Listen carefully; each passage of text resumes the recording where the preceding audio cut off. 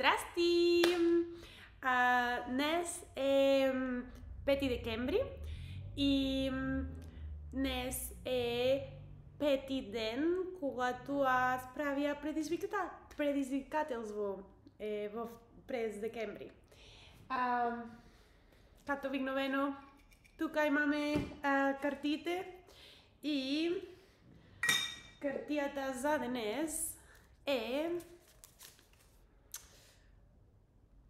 какви книги обичаш да четеш? Много хубав въпрос.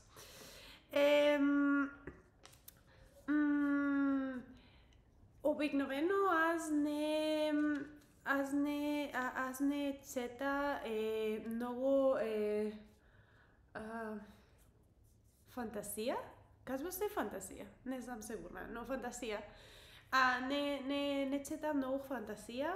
Обикновено чета много неща, които вероятно не знам как се казва, като non-fiction.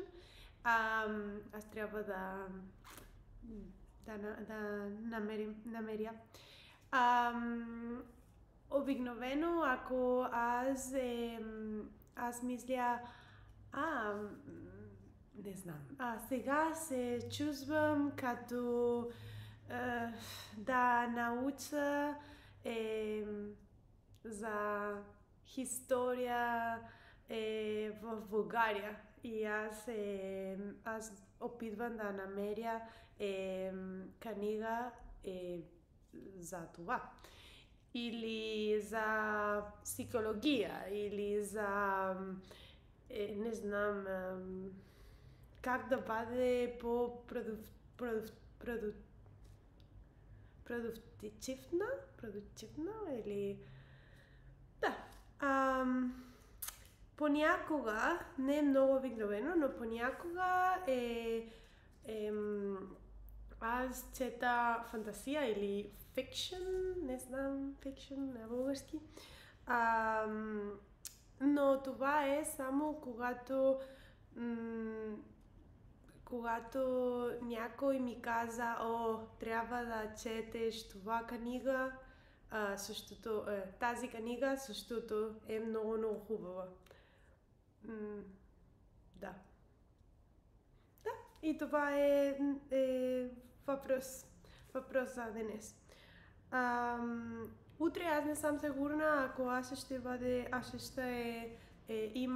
имам време за предизвикателство, защото след работа аз имам коледна вечеря с колегите ми и аз не съм сигурна кога ще бъде в къщи. Но аз ще правя две въпроси в събота, друг ден, ако аз нямам време утре. Да. И така, благодаря много. Чао, чао!